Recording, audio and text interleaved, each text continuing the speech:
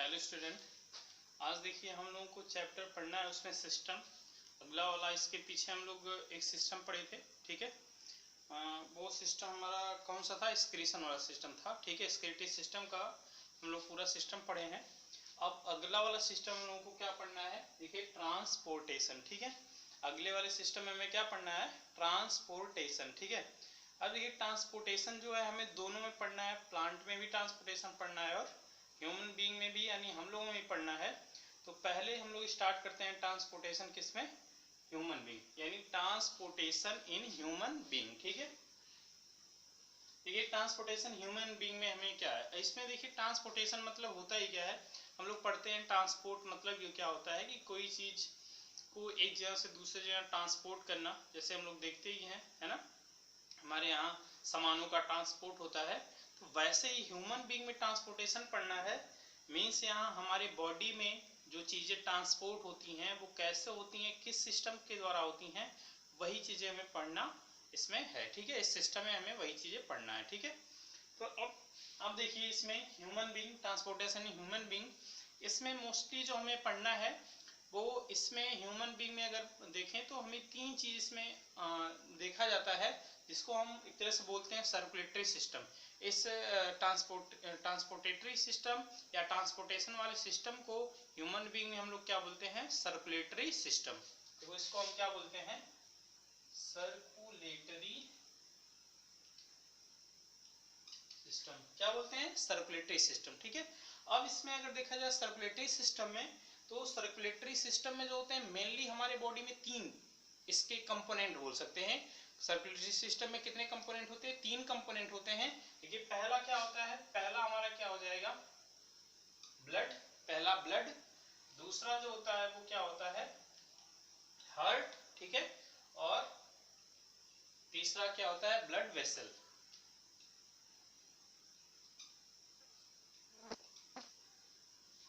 इसको हम pumping argon भी बोलते हैं। देखो, सर्कुलेटरी सिस्टम में कितने कंपोनेंट होते हैं? 3 कंपोनेंट।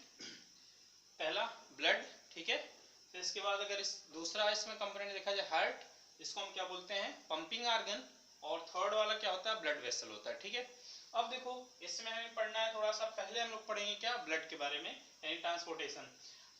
देखिए, ब्लड जो होता है हमारे बॉडी में बहुत सारी चीज़ों का क्या करता है? ट्रांसपोर्टेशन करता है, यानी बहुत सारी चीज़ों का एक जगह से दूसरी जगह ले जाता है, पहुंचाता है। तो ये जो होता है वो किसका काम होता है? ब्लड का होता है, ठीक है। ये ब्लड को हम बोलते क्या है? Connective tissue.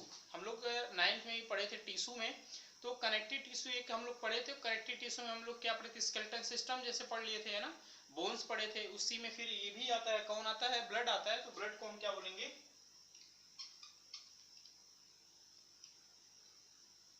ब्लड कौन सा टिश्यू होता है? कनेक्टिव टिश्यू होता है, ठीक है।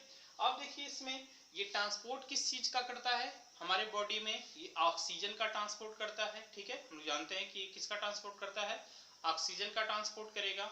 हमारे बॉडी में फूड का ट्रांसपोर्ट करता है। इसके अलावा कार्बन डाइऑक्साइड और वेस्ट मैटर्स जो होते हैं वो हमारे बॉडी में किसके द्वारा ट्रांसपोर्ट होता है? किसके थ्रू? ब्लड के थ्रू होता है, ठीक है। तो इस तरह से ये ट्रांसपोर्टेशन जो होता है इसी ब्लड के थ्रू होता है। अब देखिए, अगर देखा जाए ब्लड में जो होते हैं ब्लड के कंपोनेंट, तो ब्लड के दो कंपोनेंट होते हैं। एक तो उसमें फ्लूइड लाइक स्ट्रक्चर होता है, इसको हम क्या बोलते हैं? प्लाज्मा। क्या होता है? फ्लूइड लाइक स्ट्रक्चर को हम क्या बोलते हैं? प्लाज्मा, ठीक है। और दूसरा कंपोनेंट क्या होता है? दूसरा क्या होगा? Blood corpuscles. क्या होता है? ब्लड कार्पसल्स, या ब्लड सेल्स भी बोलते हैं, ब्लड सेल्स और कार्पसल्स। ब्लड के कितने कंपोनेंट होते हैं? दो। एक प्लाज्मा होता है, दूसरा क्या होता है? ब्लड सेल्स या ब्लड कार्पसल्स, ठीक है। अब देखो, ब्लड अगर मान लीजिए ब्लड हमारा है, ठीक है। ब्लड 100% कंपोनेंट से मिलकर बना है, ठीक है। इसमें जो होता है ब्लड में, हमने बताया कि प्लाज्मा होता है और क्या होता है? ब्लड कार्पसल्स होता है। तो प्लाज्मा का जो परसेंटेज होता है वो होता है कितना? 55%। ब्लड में कितने परसेंट प्लाज्मा होता है? 55%। और ब्लड सेल कितना होता है? 45%, ठीक है। तो इस तरह से ये दो कंपोनेंट पाए जाते हैं, ब्लड ब्लड में प्लाज्मा कितना होगा 55% जो फ्लूइड लाइक स्ट्रक्चर होता है उसमें, ठीक है। अगर ब्लड को जैसे पूरा ब्लड दो चीजों से मिलकर बनेगा, प्लाज्मा और ब्लड कैप्सूल्स या ब्लड सेल, तो उसमें अगर सेल को अलग कर दे ब्लड में पाए जाने वाले सेल, तो हमारा क्या बचता है फ्लूइड लाइक स्ट्रक्चर जो टोटली होता है वो क्या होता है हमारा प्लाज्मा होता है। तो उसमें टोटल प्लाज्मा जो होता है कितने परसेंट होता है 55% होता है, और इसमें ये ब्लड कैप्सूल्स कितना होता है 45%, ठीक है।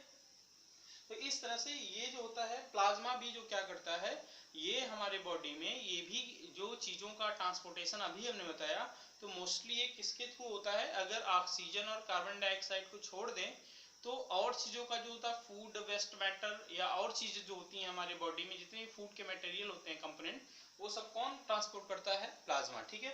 और इसमें देखिए ये जो होता है जो ब्लड सेल्स होता है, ब्लड सेल में 3 सेल हम लोग पढ़ते हैं, है ना। एक होता है क्या आरबीसी रेड ब्लड सेल्स, दूसरा क्या होता है डब्ल्यूबीसी व्हाइट ब्लड सेल्स, ठीक है, यानी कार्पसल बोले या सेल्स बोले, और तीसरा क्या होता है प्लेटलेट्स, ठीक है। कितने ब्लड सेल्स पाए जाते हैं हमारे ब्लड में 3, आरबीसी डब्ल्यूबीसी और ब्लड प्लेटलेट्स या प्लेटलेट्स बोलते हैं।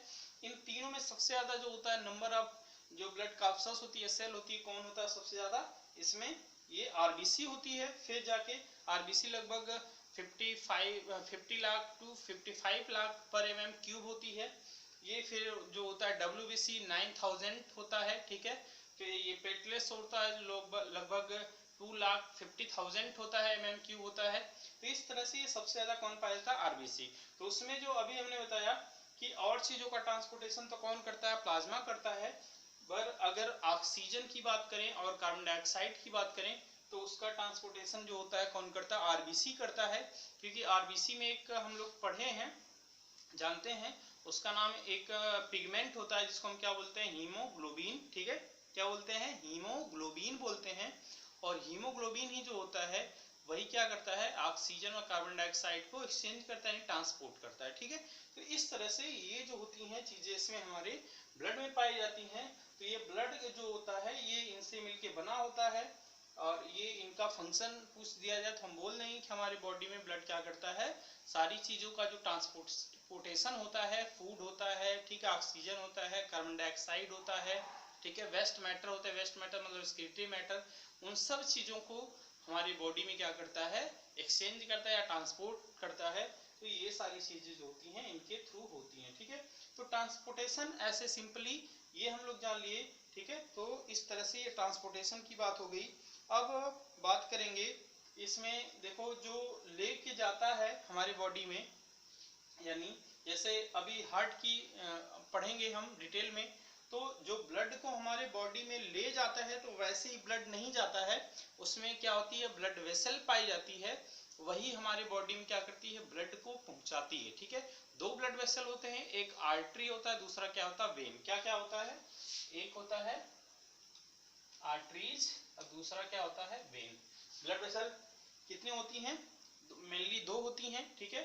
तो और अगर बात करें तो एक कैपिलरीज पाया जाता है, कैपिलरीज भी इसी का पार्ट होता है, पर मेनली जो कितने पार्ट होते हैं 2, एक आर्टरी होता है और दूसरा क्या होता है वेन होता है। तो आर्टरी जो होता है वो प्योर ब्लड को कैरी करता है और वेन क्या करता है इम्प्योर ब्लड को कैरी करता है। तो इस तरह से हमारे बॉडी में ब्लड को कैरी कौन करता है, बताएंगे कौन करता है, ब्लड वेसल्स। इसको हम एक साथ क्या बोलेंगे ब्लड वेसल्स बोलेंगे, या अलग अलग क्या बोलते हैं आर्टरी और वेन्स, ठीक है। अब अगले टॉपिक में हमें पढ़ना है हार्ट के बारे में, यानी पंपिंग आर्गन जो होता है पूरा उसका मैकेनिज्म जो इम्पोर्टेंट है उसको हम अगले टॉपिक में कवर करेंगे, ठीक है। Thank you.